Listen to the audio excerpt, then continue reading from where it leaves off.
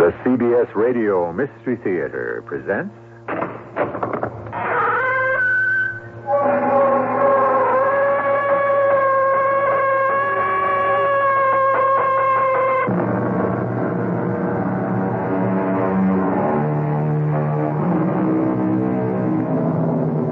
Come in.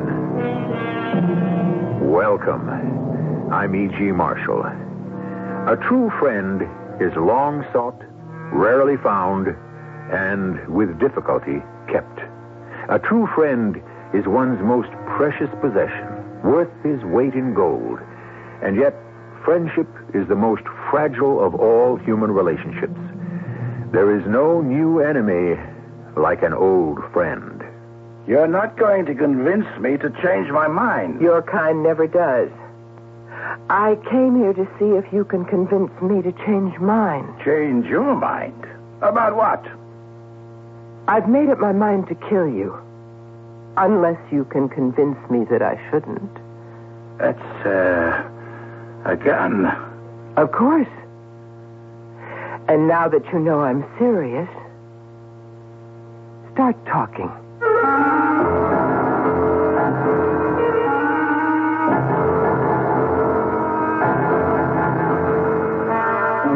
Our mystery drama, Daddy's Girls, was written especially for the Mystery Theater by Sam Dan and stars Terry Keane and Carol Teitel. I'll be back shortly with Act One.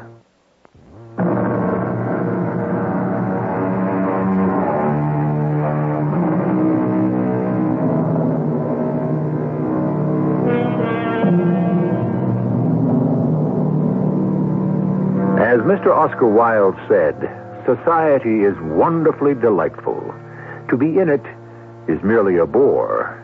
To be out of it is simply a tragedy. Society. At one time, it referred to the whole bottle of milk. Recently, we take it to mean only the cream on the top. Ah, well, isn't that the part that always turns sour first? At any rate, in every town, city, village, and hamlet of our great democracy, there is always somebody who defines just what society is. And, more important, who is in it. Going out again tonight, Clara? Business. Of course. What's the matter? Nothing. Does your back hurt? If I could only feel it hurt, I'd be all right. Where'd you get that dress? You don't like it? Oh, I think, it's the most beautiful thing I've ever seen. Oh, a compliment for a change. Let's declare a national holiday. That dress is at least worth a couple of $100. That's what Bettina gets for it in her shop. Uh-huh. And what did she charge you for it? Nothing. She insisted she simply had to give it to me. Why? She wanted to show her gratitude. Really? I give her all those plugs in the column. Oh, with that column, Clara's Clarion. It's made you the little tin-horn dictator. Tin-horn dictator? Don't use that, Mary. It dates you. It's so absolutely 1940-ish. Oh, well, I'm not afraid of my age. Oh, Clara. Please, you're about to give me some honest sentiment, and I'm just not geared for it at the moment. I'm going to a very posh party, and I've got to work myself into a most intense très-gay mood. And I thought you wanted to become a writer. My darling, I became a writer. Clara's Clarion. You're nothing but a gossip monger. All right, what will you do this evening? Shall I move the TV into your room? No. I have some work. Work? Jack Parnell asked me to proofread some manuscripts. You ruin your eyes. If I make enough to support myself, you won't be able to say you have to write gossip because you have to take care of me. It isn't gossip. It's a form of literature. Ciao, darling. I shall bring back some delicacies, tidbits, assorted goodies, and delights.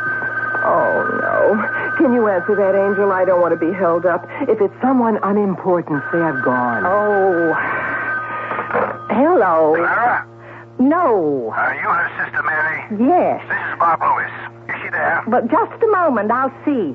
It's your publisher, Clara, Bob Loomis. Is he important? Oh, give me that phone.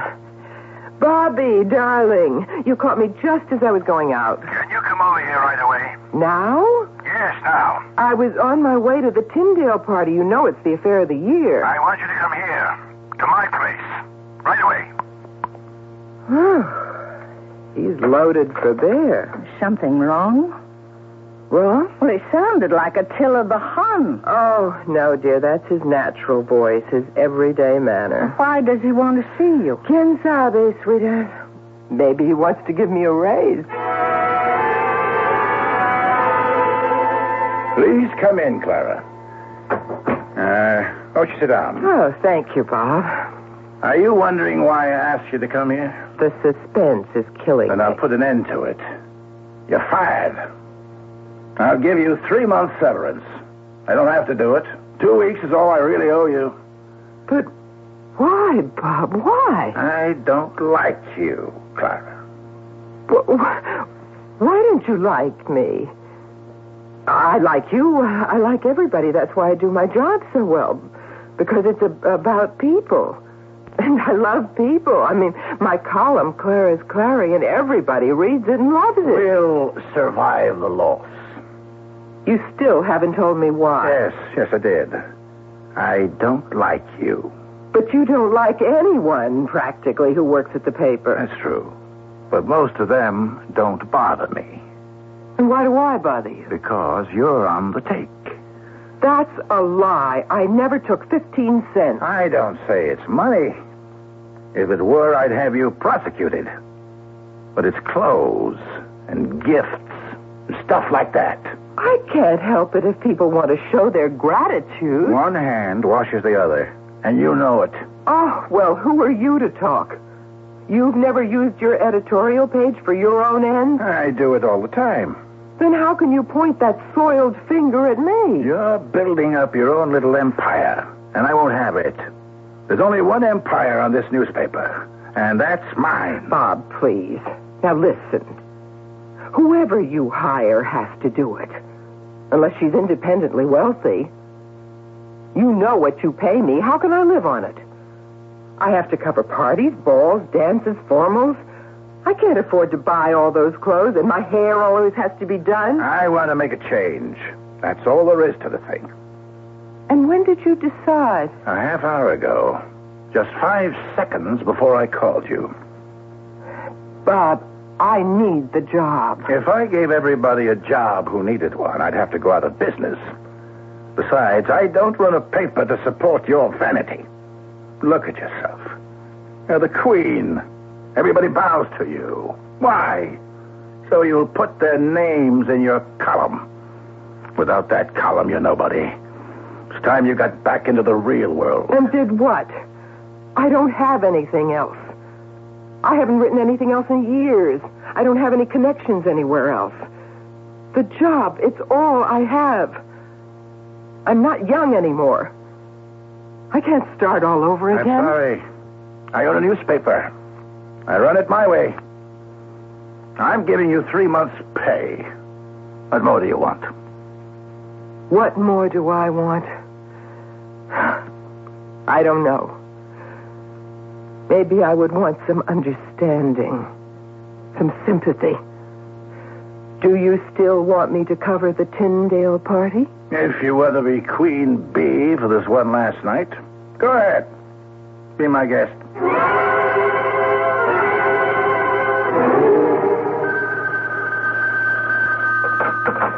Hello? Mary, are you all right? Oh, yes, fine. Where are you? Where would I be? At the Tyndale party, of course. Oh, what did Mr. Bob Loomis want? Oh, it was nothing. Clara, it wasn't nothing. I heard him on the phone. He was angry. What about? Now, please, don't lie to me. He was just letting off steam about how some of the stuff doesn't get in by deadline, and I told him he can't hassle society people. But everything's just fine now. Listen, don't wait up for me. Now, this bash will go on for quite a little bit, so you might as well get to sleep. Oh, I suppose. I'll take my pill and turn on my music and drift off. Do that. I'll see you at breakfast. Are you sure everything's all right? Arrivederci, sweetie. I think I'll find something to listen to. Oh, I'm tired. I'm so tired. I don't think I need a pill.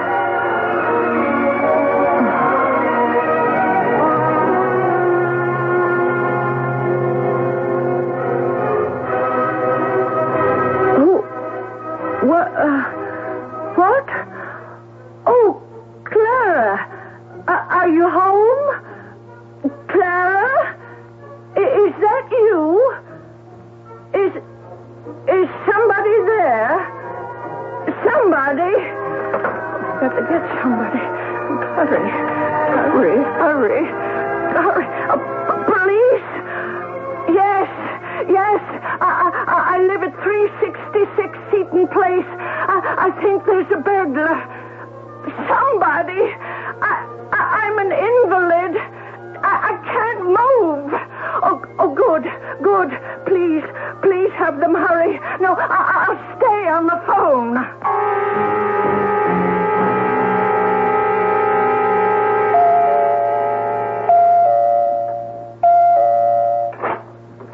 It's you.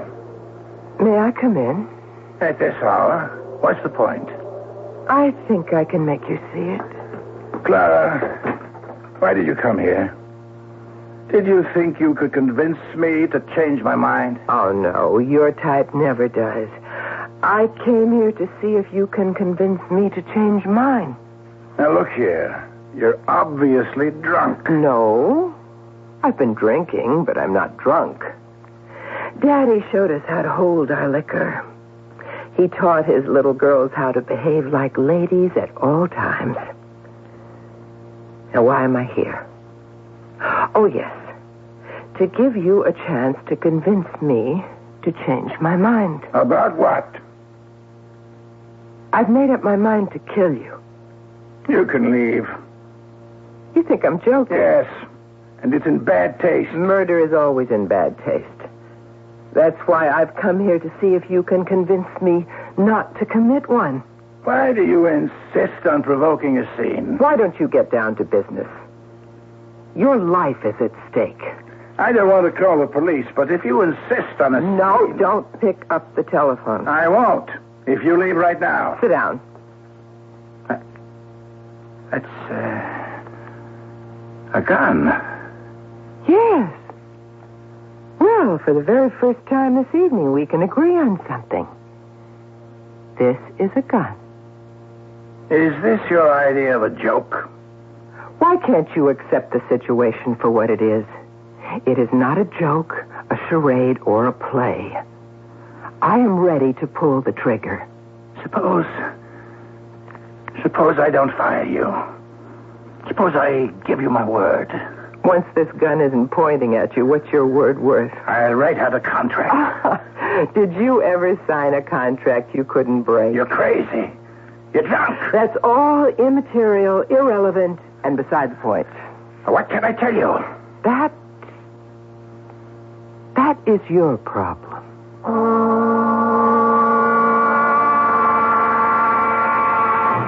Yes, indeed. And a more pressing and critical problem could hardly be imagined. Would she kill him because he fired her? There are people who have killed for much less. On the other hand, there are people who have been treated much worse and have gone on suffering in silence. We shall resolve this question shortly.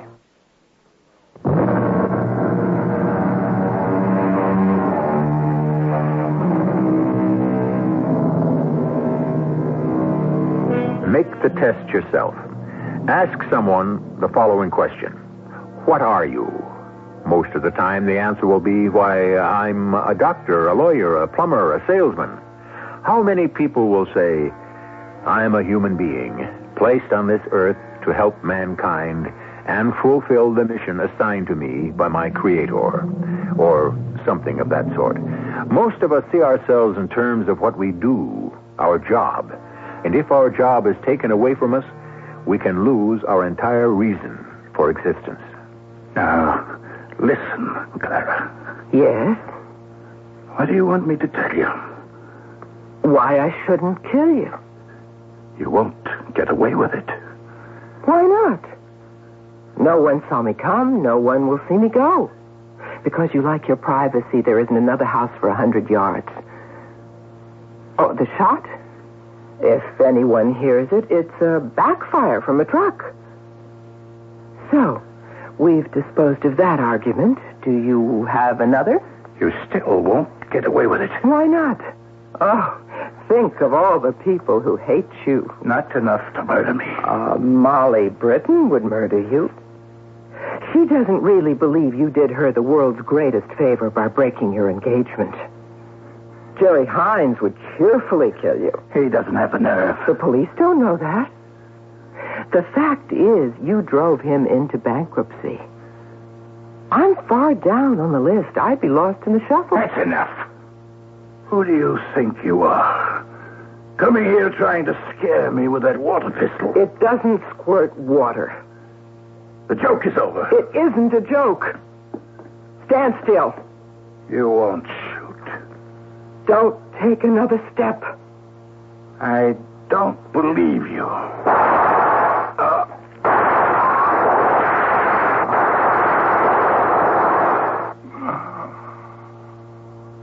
Maybe next time you'll believe me.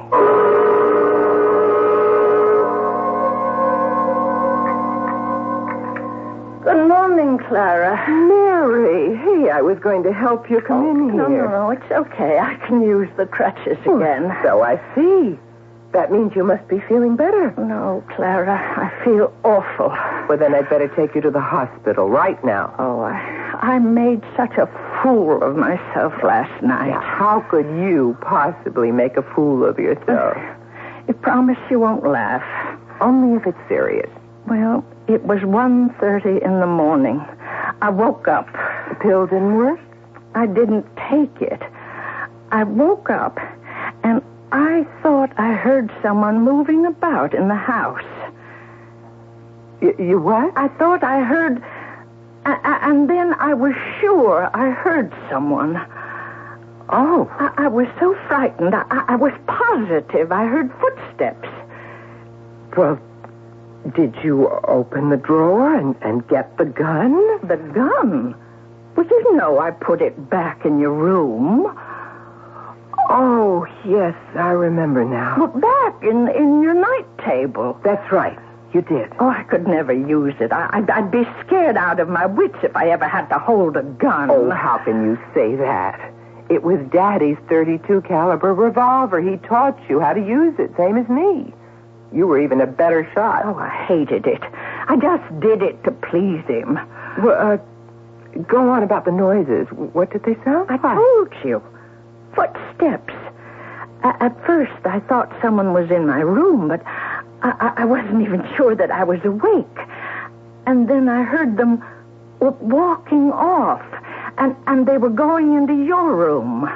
What did you do? For a few seconds, I couldn't do anything. And then I picked up the phone, and I called the police. Good. They were here in less than 5 minutes.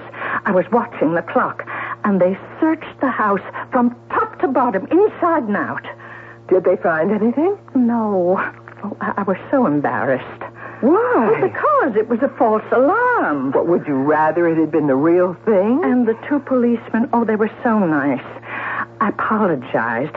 Oh, I just wish... What? Well, one thing bothers me. See, the drawer of my night table was open when I woke up. Oh, why should that bother you? I never leave it open. I always close it. So someone could have come into my room to look for something to steal. And when they didn't find it, they left and they went into your room. Well, could you have forgotten and left the drawer open before you fell asleep? Oh, no, I don't think so. Are you sure? I don't know. I'm not sure of anything anymore. Oh, this early in the morning? I better see who that is. Yes? Miss Clara Clark? Who are you? I'm Detective Lieutenant Dave Bennett. My identification. Oh, yes. Oh, won't you come in? Is this about my sister? Your sister? Well, she thought that she heard a burglar last night, and she called the police. Mary, dear, this is Lieutenant Bennett. Now, which one of you is Miss Clara Clark? Oh, I am, but I wasn't here last night. I see. I want to talk to you about the murder. What murder? Your boss, Mr. Robert K. Loomis, was shot to death. Bob Loomis? But I spoke to him on the telephone. When? Last night. Oh, my goodness. Clara, you were with him. You were with him last night, Miss Clark? Oh, yes. What time was this? Oh, it was... 9:15, Clara, remember? You were about to leave for the Tyndale party. Yes, and I arrived at Mr. Loomis's house at about 9 or 5 after. Why did you go there? Oh, because I had just received the royal summons. He liked to feel that the people who worked for him were always at his beck and call. He'd pick up the phone any hour of the day or night, weekends, holidays, and say, "Get over here." And it was usually for nothing. Was it also for nothing this time? Yes, he wanted to know why a person who could do serious writing, like me, wasn't working on a novel. Oh, my. And now he's dead. Yeah. His housekeeper came home early this morning and found the body. Well, do the police have any leads at all? That's why I'd like to talk to you. What can I tell you? Well, you know all the gossip. Oh, but it's only harmless gossip, nothing that would get a man arrested for murder. Why do you say a man? But did I say a man? It could have been a woman, couldn't it? Yes. It's just that most murders seem to be committed by men. Wouldn't you say so, Lieutenant? No. You're the oldest employee. That is, you work at the paper longer than anybody else. Do you have any ideas about who might have wanted to murder him? Lieutenant, you will have to give me a chance to digest. I mean, just to get used to the idea. Yeah, sure. Sit down. Oh, thank you. Get your thoughts together. I'll be talking to you. Goodbye for now. Yes, goodbye. Bob Loomis. Murdered. Clara? Oh, yes, what is it? Why did you lie to that detective? Lie? I didn't. You did. When he asked why Bob Loomis had sent for you, you said it was because he wanted to praise your work. But that's not what you told me when you called me last night. What did I tell you? You said he was angry with you because of the way you were doing your job. Did I? And he really was angry, Clara. I could tell by his voice when he called. So why didn't you tell the detective the truth? Darling, it doesn't matter. Yes, Clara, the truth always matters. Yes, it matters to you. Because you sit here in the house all day and you can afford to indulge yourself in all sorts of fantasies about truth and morality and all the rest of that nonsense. But I'm out there in the real world getting my hands dirty, slugging it out, biting and clawing and scratching to survive. Oh. Mary, darling, I'm sorry. I could kill myself for saying that. Don't believe a word of it. Don't, please. Oh, it's all right, Clara. No, it isn't. But you see, Angel, I didn't want that detective to suspect me. Oh, my goodness. Well, why should he suspect you?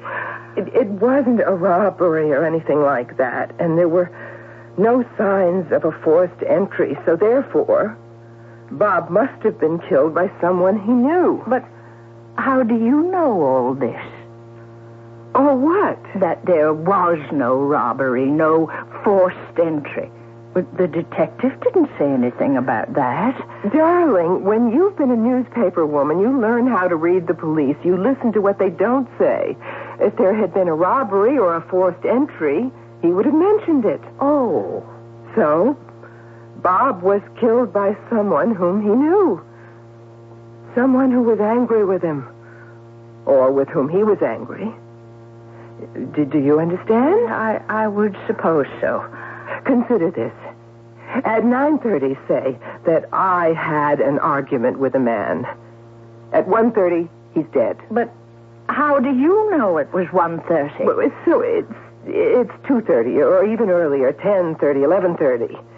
In the back of this policeman's mind, a little voice says, aha! And now I am a suspect. Oh, Clara. Believe me, dear Mary, this is how it is in the real world. Oh, I suppose so. I know I told a lie. But who's injured by it? No one. And who's helped by it? Me. So, now I'd better go to work. Is there anything I should do for you first? No, I'll be just fine.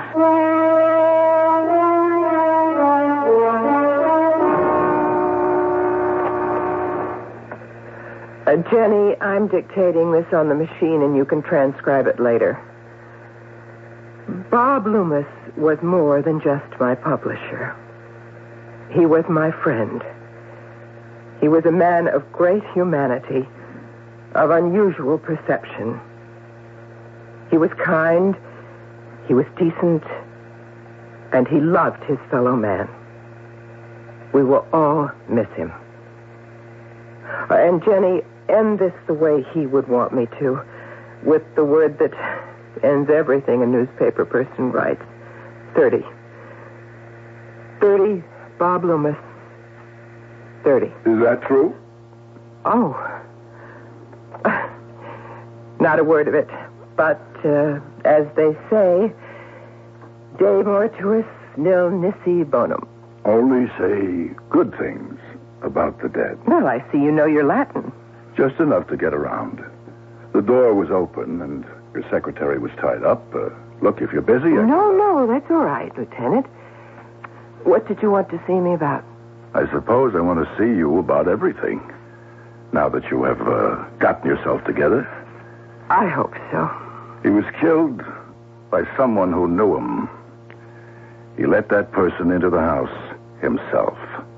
Now, that someone was very angry. How do you know? Whoever it was emptied the gun. So, who hated him? Ah, here's the telephone book, Lieutenant. Pick a page, any page. He knew how to pull up just this side of libel. And it wasn't just what he wrote. It was what he did. To whom? Almost everybody. Some leading people?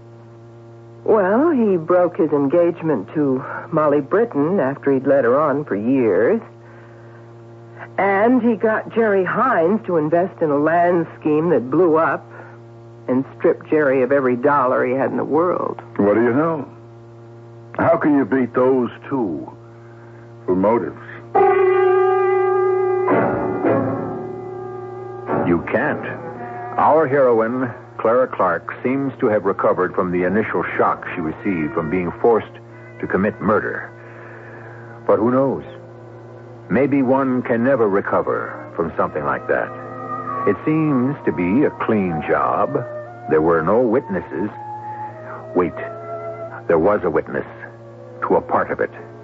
Oh, yes, we're playing fair. If you were listening, you know who it is.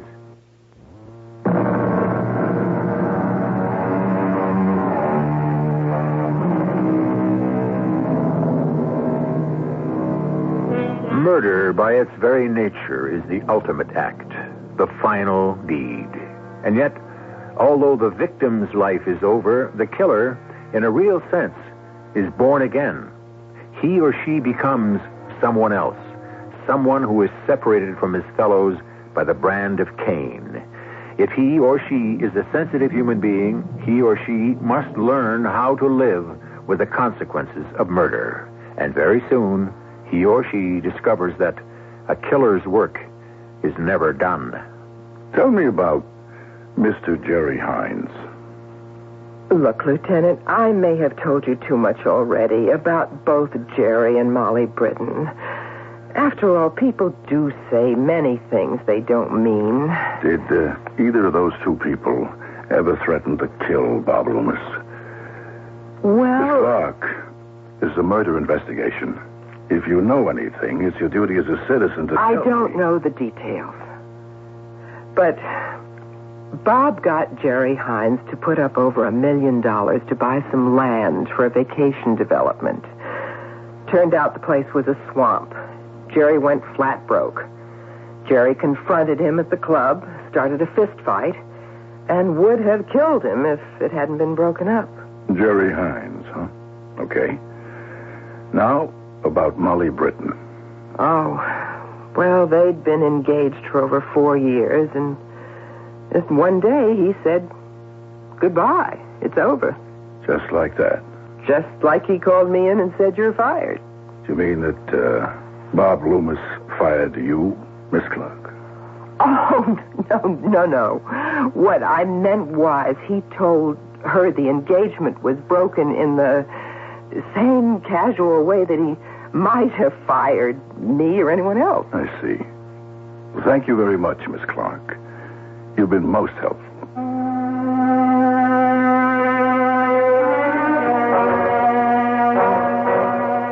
Mary, dear, I'm afraid I'll be home late again. Oh. Mark Daly's running the paper now. He's crazy about the column. Wants me to expand it. So will you be all right? Oh, yes, I'll be all right. And I'll be home as early as I can. Ciao, sweetie. So, onward and upward, and constantly forward. Clara? Oh, it's Molly. Oh. Molly Britton. Do you think I could see you just for a moment? Oh, we'll take more, a minute, an hour, as much time as you want. I haven't been in this building, since... Oh, Clara. Clara, can you help me? Of course. Tell me how. Bob is dead. Yes. Do they know who did it? I don't think so. Not yet. I remember I wrote him some letters, No, I didn't. Yes, I wrote some very strong things. Oh? I said that he didn't deserve to live and that one day I would... You would what? Kill him. Oh, well, everybody knows how upset you were, and people say things like that under stress. But I put it in writing. Do you have an alibi? I was home, sitting at home and drinking myself to sleep. What if the police find those letters? Maybe Bob destroyed them. Do you really think so? Oh, Clara, you were always my friend. Help me. Molly, do you want me to call a lawyer? A lawyer? Oh, but wouldn't that mean I was guilty? Are you guilty? Did you kill him? Did I kill him? I don't know. I honestly don't know. Well, aren't you going to answer it? Never on the first ring. Let the other person get anxious. Yeah. Now. Clara Clark. Miss Clark? Yes? I want to pick up Molly Britton. She's at home. Do you have any idea where I might find her? Could you hold on for just a moment? Molly, it's the police. The police? They're looking for you. Oh, I've got to get away. Sooner or later, you're going to have to face them. And besides, you don't even know what they want. Now, relax, darling. We'll have some coffee, and we'll just sit here and wait. He was my whole life. everything I had in the world. I thought we were in love, and then one day, just like that, he... We found some letters, Miss Britton. Yes, the letters. You won't deny you wrote them. Please, let me tell you why I wrote them. You see, I was on fire inside. My mind was being destroyed by the violence of my emotions. And so I felt that if I could write everything down, it would sort of, give me a release. Did it? Well, once I put everything on paper, I no longer hated him. Instead, I began to hate myself. Why? Because I wanted to destroy myself. I began drinking heavily. I'd start early in the day, and I'd pass out along about dinner time. Mr. Loomis was killed 2 nights ago. Where were you? Where was I? I don't know. You're saying you don't have an alibi. Lieutenant, there must be millions of people who don't have an alibi for that night. But how many of them had written Mr. Loomis threatening letters? Thank you, Clara, for trying to help me, but I don't know, perhaps I do have an alibi. I may have been somewhere with someone, with some people. Maybe they'll remember. Meanwhile, Miss Britton, I must ask you to come down to headquarters. I'll read you your rights. Hold it, Lieutenant. Jerry Hines also had a very strong motive. Jerry even beat him up. Mr. Hines has been in Europe these past 2 weeks. Miss Britton? Maybe I do have an alibi, Clara. Could you ask in your column if anyone remembers being with me, seeing me? Could you, Clara?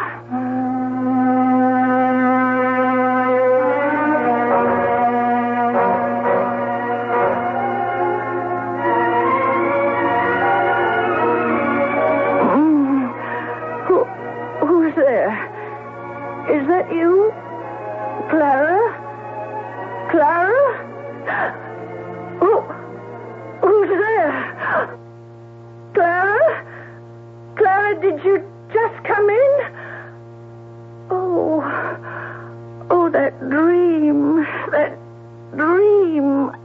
I wish I could remember that dream. Or was it a dream? Was it a dream?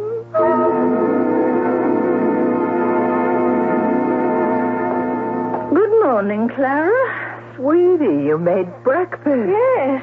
Oh, I'm so happy you can get around a bit. Oh, and how nicely you made everything. Oh, I'm starved. The police may have solved the Bob Loomis murder. Oh, do you mean they found the killer? I think so. Who? Who was arrested? Molly Britton. Poor Molly Britton. Molly Britton? She was completely destroyed when he broke off with her, and she wrote him letters in which she swore she would kill him. And did she? She thinks she did. Oh, I just feel so sorry for her. What did you do with the gun? What did you say? You know what I said. What gun? Daddy's gun. The gun you used to kill Bob Loomis. Mary, what are you saying? We both know what I'm saying. You did kill Bob Loomis, didn't you? That's not fair. Ever since we were children, you were always showing me how smart you were. Clara, since that night, I would dream I heard the steps again. And I remembered suddenly how I really heard them.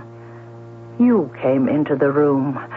You thought the gun was in my bedside table. You forgot I'd given it back to you. It isn't true. You opened the drawer. It wasn't there. So you walked back to your own room, and those were the steps that awakened me, and you left the drawer open. No, Mary. Who had the motive to kill him? Wasn't yours as great as anyone's, even greater? But you felt you could save yourself. Please. What did you do with the gun? Mary, you're right. But I can still save myself. No one will do anything to poor Molly. She may even be acquitted. It'll even make her feel good to think she avenged herself. Please, Mary. It isn't right, Clara. Oh, it isn't right. Don't do it if it isn't right. The wit and wisdom of dear old Daddy. Was it right for Mama to die young and for him to squander her money? Clara, dear, live in the present. If Daddy hadn't gotten drunk and had the accident, you would have had a life where you didn't have to spend every day in a wheelchair. What you're saying is true. But should we make poor Molly Britton pay for it? Why shouldn't somebody else pay for a change? What did you do with the gun? Please, Mary. I cannot go to jail. I won't go on trial. Clara. What will you do? Well, call the police and tell them? No. I'll never say a word. Good. You won't and I won't. So let's forget it, shall we? You'll tell them yourself. Me? Tell the police and go to jail? You're crazy. Why should I tell them? Because, like it or not, you're still one of Daddy's girls. Mary. You'll tell them. It's only a matter of time. And not too much time, either. Who's that? Darling, will you be this nervous for the rest of your life every time someone rings the bell? Now, are you going to answer it? Why shouldn't I answer it? Oh, Lieutenant. Hello, Miss Clark. Won't you come in? And how are you, Miss Clark? Oh, very well, thank you. I just dropped in to thank you for your very important assistance. Oh? You helped set us in the right direction, and from there on, it was strictly routine. Miss Britton confessed. She confessed? Yes. As far as she's concerned, she's pretty sure she did it. So it's neatly tied in a package, and that's that. Now I have to be on my way. May I offer you a cup of coffee? No, thanks. Just had breakfast. Well, it's been nice meeting both of you. Lieutenant? Yes, Miss Clark? Lieutenant. What is it? Could you give me a lift down to police headquarters? I would, except I'm not going back there now. I think you will be. What do you mean? After you hear what I tell you. Could you wait just a second? Mary, darling, I have to go somewhere. Yes, dear. And I won't be back early. I don't even know if I'll be back late.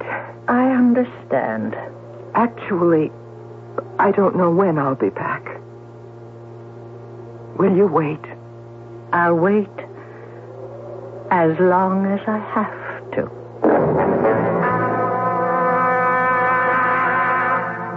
Of course, there were those who said she committed the murder just for the sake of scoring a scoop. But fortunately, most folks, including the jury, were not so cynical. She received what might be considered a light sentence. But that isn't true. When a person of imagination, who is not a criminal, commits murder, he or she pays for it forever. I shall be back shortly.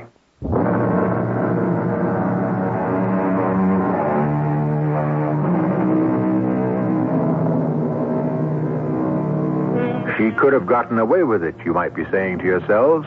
So why did she confess? Perhaps it has to do with the nature of murder itself.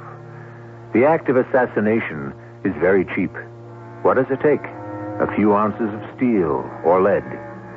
But as many killers discover, where murder is concerned, it isn't the initial cost. It's the upkeep. It takes a split second to kill, but one must live with the consequences forever. Our cast included Terry Keane, Carol Teitel, and Bernard Grant. The entire production was under the direction of Himan Brown.